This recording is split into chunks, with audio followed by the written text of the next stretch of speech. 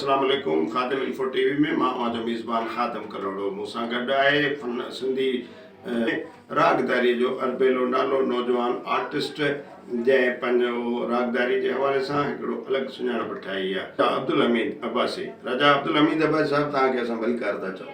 बड़ी महिरबानी। वालेकुम अस्सलाम सर, ठीक है। राजा साहब, तव्हां इहो ॿुधायो त तव्हां ॻाइण जे तरफ़ कॾहिं लाड़ो कयो, छो लाड़ो कयो, उनजा सबब कहिड़ा हुआ ऐं उनजा नतीजा कहिड़ा निकिता आहिनि? सर खादिम हुसैन तक़रीबन मूंखे 20 साल थी विया आहिनि हिन फील्ड में।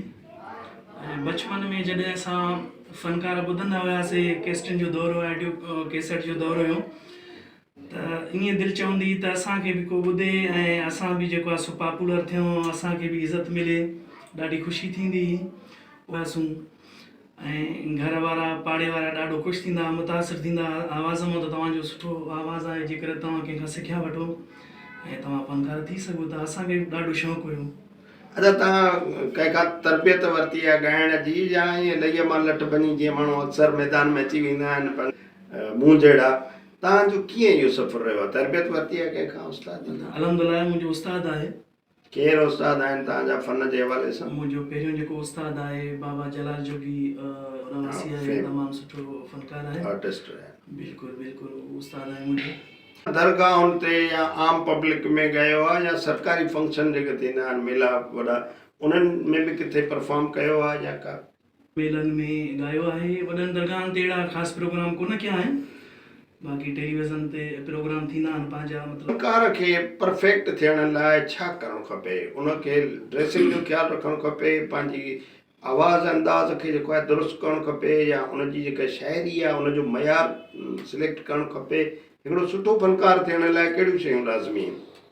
लिबास बि सुठो हुजणु खपे पंहिंजे हवाले सां। खां पहिरियों आवाज़ त हिकिड़ी अलाह साईं जी ॾात आहे। जहिड़ो बि आवाज़ु आहे, केॾी बि कोशिशि करे, त मां चवां त मुंहिंजो आवाज़ु उस्ताद शमन मीर अली जीअं हुजे, या मतिलबु जेके साईं मंज़ूर सकीरन साहिबु आहे, ओड़ो आवाज़ु मां करे सघां। त आवाज़ु त जेको अलाह साईं ॾिनो आहे उहो ई आवाज़ु हूंदो आहे, लेकिन इहो ई आहे त तरबियत हुजे, सिखिया हुजे, ॼाण हुजे रागदारी जे हवाले सां। सुरनि सां शनासाई आहे अव्हांजी। मतिलबु असां हिकिड़ो दुकानदार आहियूं, ऐं जेको आहे सो असां वटि त सामान समूरो हूंदो आहे, पर हाणे असां ॾिसंदा आहियूं ग्राहक खे। हिकिड़ो तव्हांखे मां मिसाल, सादे तरीक़े सां मिसाल ॾेई थो ॿुधायां, त असां वटि अल्हम्दुलिल्लाह ॼाण जे हवाले सां त ज़ाहिरी ॻाल्हि आहे, इल्मु माण्हू जॾहिं सिखंदो आहे तॾहिं ईंदो आहे, स्टेज ते चढ़ंदो आहे। ज़रूरु उनखे कुझु सुञाण हूंदी आहे, ऐं उहो कुझु जेको आहे सो ॼाण हूंदी आहे, इल्मु हूंदो आहे, तॾहिं बाक़ी जंहिं शइ खे पसंदि करे जेके पसंदि कंदो तव्हां उनखे असां जेको आहे फॉलो कंदा आहियूं। अच्छा, तव्हांजा एल्बम बि आयल आहिनि मार्केट में, या केतिरा एल्बम आयल आहिनि, या छा सूरत हाल? एल्बम तक़रीबन मुंहिंजा 15-20 एल्बम अची चुका आहिनि मार्केट में। अच्छा, तव्हांजो सभ खां वधीक पॉपुलर को कलाम जेको तव्हां? हा, मुंहिंजो हिकिड़ो गीत हुयो, इंग्लिश में गीत मां ॻायो, तव्हां सिराइकी में ॻायो आहे। अंग्रेज़ी में हिकिड़ो गीत मुंहिंजो ॾाढो जेको दोस्तनि में माना फेमस थी वियो, असांजे व्यूअर्स सां शेयर करणु चाहियां थो। बिल्कुलु।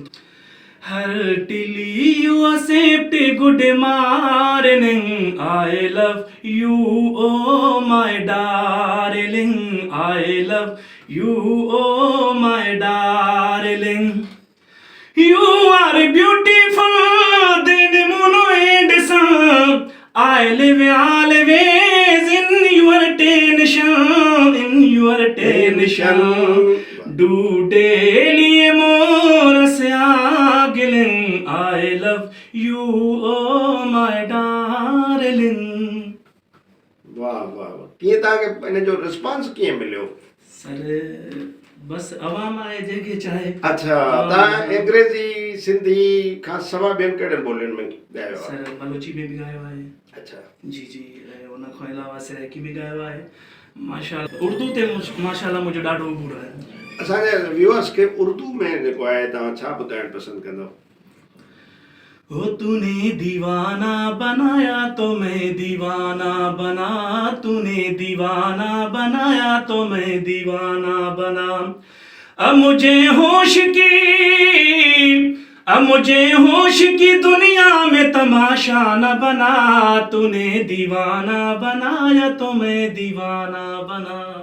राजा अब्दुल हमीद भाई साहब तव्हां ही कलाम उर्दू में जेको ॿुधायो हीअ अब्दा परवीन साहिबा समेत मुख़्तलिफ़ आर्टिस्टनि जेको आहे परफॉर्म कयो आहे जी त तव्हां जॾहिं उन्हनि जे ज़मीन ते वञी ॻायो था त तव्हां सम्झो था त उन कलाम सां इंसाफ़ कयो था उन मेरिट ते वञी करे जेको आहे तव्हां परफॉर्म कंदा आहियो।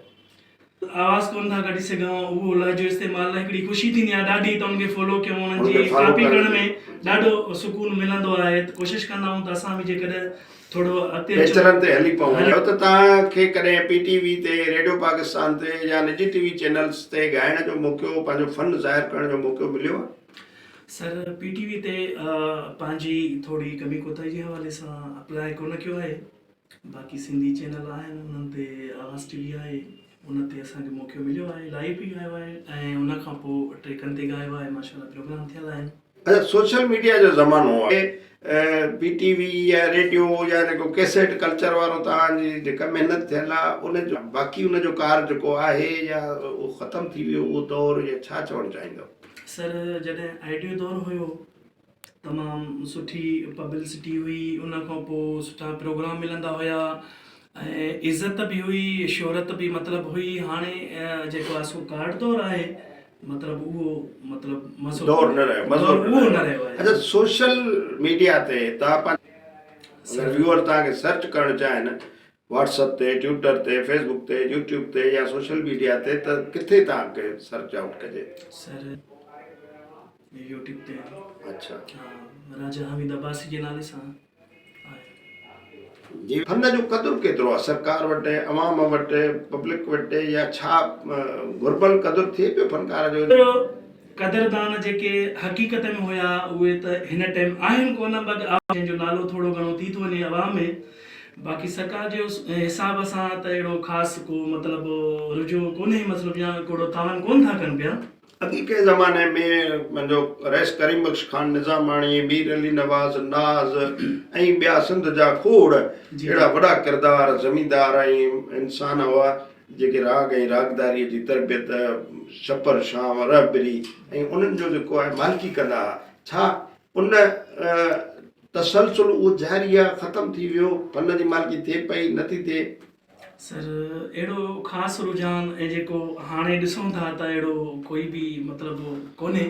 जेको उहो दौरु हुयो क़दुरु बि हुयो मतिलबु इंसाफ़ बि हुयो हाणे उहो ख़ासि मज़ो कोन्हे। अच्छा तव्हां ॻाइण में गज़ल ॻाईंदा आहियो भाई ॻाईंदा आहियो नज़म ॻाईंदा आहियो या कसीदो वग़ैरह या कहिड़ी सिंफ खे तव्हां इहे में को आइटम झूंगारे ॿुधायो तव्हां अंग्रेज़ी उर्दू ॿुधाई सिंधी या सराइकी जेकॾहिं को आइटम तव्हां जेको आम ज़माने में मशहूरु फनकार ॻाइनि पिया असां उन्हनि कलाम काफ़ी कलाम जे हवाले सां मतिलबु कसीदा वग़ैरह जी आहे। ॿुधायो त तव्हांखे कॾहिं रेडियो ऐं टेलीविज़न ते जेको आहे मौक़ो मिलियो आहे बाक़ी PTV हुजे या निजी TV चैनल्स जेके आहिनि?